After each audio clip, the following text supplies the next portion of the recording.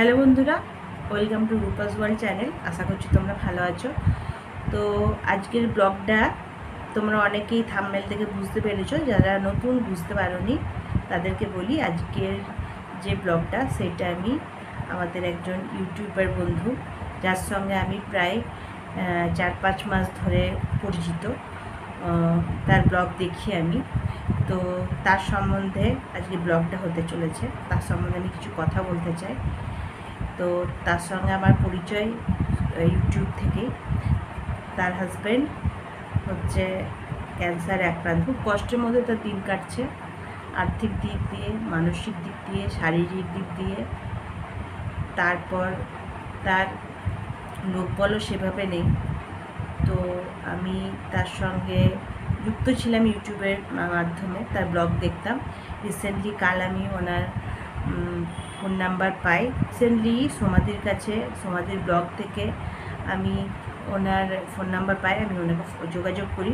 তো দিদিভাইয়ের সঙ্গে কথা হয়, তারপর দাদার খবর নিই। তো জানতে পারি যে দাদার অপারেশনের পর দাদাকে 3 দিন স্যালাইন দেওয়া হয়েছে, তারপর স্যালাইন কাল বন্ধ করা হয়েছে, কাল থেকে হরলিক্স দিয়েছে। দিদি বললো যে কালকে মানে আজকে দিদি গলা ভাত নিয়ে যাবে যদি দেয় খেতে। তো তারপরে আমি আবার দিদিভাইকে মেসেজ করেছিলাম, তো দিদি রিপ্লাই দিল আমাকে যে দাদাভাইকে আজকে লিকুইড খাবারই দিয়েছে।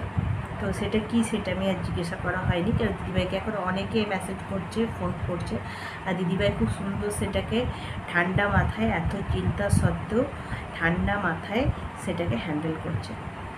তো আমি যেটা তোমাদেরকে আজকে বলতে এসেছি যে দিদিভাই, সত্যি কথা বলতে আমি কথা বললাম দিদিভাইয়ের সঙ্গে। দিদিভাই প্রচণ্ড কষ্টের মধ্যে আছে, আবারও বলছি, আর্থিক দিক দিয়ে। তো আমার মনে হয় দিদিভাই খুব ভালো মনের মানুষ, আর খুব স্ট্রং মানুষ। দিদিভাই নিজেও অসুস্থ হয়ে পড়ছে মাঝে মাঝে। তো একটা কথাই বলার আমার, যে সবাই যে যতটুকু পারো, আমি দিদিভাইয়ের গুগল পে, ফোনপে নাম্বার, যেটা দিদির কন্ট্যাক্ট নাম্বার সেটা দিয়ে দেবো। সবাই নিজের সাধ্য মতো, এমন কোনো অ্যামাউন্ট নেই যেটা দিতে পারবে না, যে যতটুকু সাধ্য মতো দিদিভাইকে প্লিজ হেল্প করো, যাতে দিদিভাইয়ের হাজব্যান্ডকে সুস্থ করে তুলতে পারে। তার কারণ তোমরা সবাই জানো, আমরা সবাই জানি যে এই রোগটাতে প্রচুর টাকা খরচা হয়, যেটা আমাদের মতো মধ্যবিত্ত ফ্যামিলিতে সত্যি করেই জোগাড় করা খুবই মুশকিলের ব্যাপার, মানে মাথায় বাজ পড়ার মতো। তো এমনি অনেক মানুষই আছে দিদির মতো, তারা আমাদের বা আমার নজরে পড়েনি, তাই হয়তো হেল্প করতে পারিনি আমার সামর্থ্য অনুযায়ী। কিন্তু দিদিভাইকে আমি দেখেছি, দিদিভাইয়ের কষ্টটা দেখেছি। তো তার জন্যে বলছি, তার জন্যে এই ভিডিওটা বানানো, যে প্লিজ তোমরা দিদিভাইকে হেল্প করো আর্থিক দিক দিয়ে, আর মানসিক দিক দিয়ে অনেকেই হেল্প করছো, আরও করো। দিদিভাইয়ের পাশে থেকো, মানসিক বল বাড়াও। দিদিভাই তোমাদের সঙ্গে কথা বলবে, খুব ভালো মানুষ। দাদাভাইও খুব ভালো মানুষ। আমার খুব ভালো লাগলো, সুমন দাদি ব্লগ বানান, ইউটিউবার। তো উনি গেছিলেন, আমার সত্যি ওনার প্রতি শ্রদ্ধা খুব বেড়ে গেল, যে এখনকার দিনে কেউ কারোর জন্য করে না, কিন্তু তিনি গেছেন, দিদিভাইয়ের সঙ্গে দেখা করেছেন, কথা বলেছেন।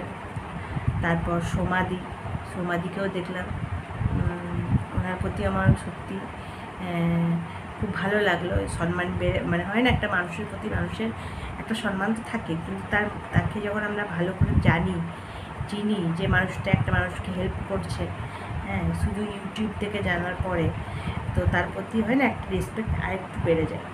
তো সেইটাই হয়েছে। অনেকেই আছে বাইরে থেকে, দিদির কাছেও শুনেছি যে বাইরে থেকে আসছে, হেল্প করছে, ফোন করছে, মানসিক বল দিচ্ছে, যেটা দিদির প্রচণ্ড প্রয়োজন মানসিক বলের। তো তোমরা সবাই আমার বন্ধু বান্ধব, যারা আমাদেরকে চেনো না, যারা আমার ইউটিউবের ব্লগ ফলো করো তাদেরকে বলছি, যারা ফলো করো না তাদেরকেও বলছি, যারা নতুন দেখছো সবাইকে বলছি যে প্লিজ দিদিকে হেল্প করো আর্থিক দিক দিয়ে, দিদির পাশে থেকো। আর হ্যাঁ, দিদির একটা চ্যানেল আছে নিতুর কাহিনী বলে, পারলে আমি তোমাদেরকে সেই লিঙ্কটা দিয়ে দিব ডিসক্রিপশন বক্সে। তোমরা সবাই যে দিদির ব্লগগুলো দেখো। দিদির মনিটাইজ হয়ে গেছে চ্যানেল, কিন্তু এখনও আর্নিং শুরু হয়নি। সবাই মিলে তোমরা দেখলে, আমরা সবাই মিলে দেখলে নিশ্চয়ই দিদির আর্নিং শুরু হয়ে যাবে, যেটা ভালো যদি অর্থ পায় ওখান থেকে দিদি, তাহলে সেটা দিদি দাদার চিকিৎসাতে লাগাতে পারবে। তো এইটুকুই বলা, এটা বলার জন্যই আমি ব্লগটা বানাচ্ছি আজকে। তো আশা করব তোমরা সবাই এগিয়ে আসবে, দিদির হাতটা শক্ত করে ধরবে, যা যতটুকু সমর্থ হেল্প করবে। তো চলো আজকের ব্লগটা আর বাড়াবো না। আর হ্যাঁ, দিদির যে চ্যানেলটা আছে তার লিঙ্কও আমি দিয়ে দেবো, আর যে ফোন নাম্বারটা আমি দেবো সেটা হচ্ছে দিদির পার্সোনাল নাম্বার, সেটাতে গুগল পে, ফোনপে আছে। যদি কেউ দিদির সঙ্গে কথা বলতে চাও, যদি কারো মনে হয় পেমেন্ট করার আগে দিদিভাইয়ের সঙ্গে কথা বলবো, আমাকে তোমরা বিশ্বাস নাই করতে পারো, তো দিদিভাইয়ের সঙ্গে কথা বলবে, তারপরেই পেমেন্ট করো, তাতেও কোনো অসুবিধা নেই। কিন্তু যার যেমন সামর্থ্য সবাই দিদিভাইকে হেল্প করো, এইটুকুই বলবো।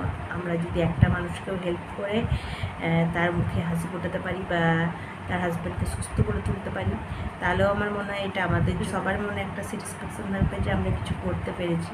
দিদিকে হেল্প করো, যে যতটা পারো পাশে থাকো। দিদির ব্লগ দেখে দিদিকে আর্থিক দিক দিয়ে যে যতটুকু পারবে সেটা দিয়ে হেল্প করো, এটা বলার জন্যই আমার ব্লগটা বানানো।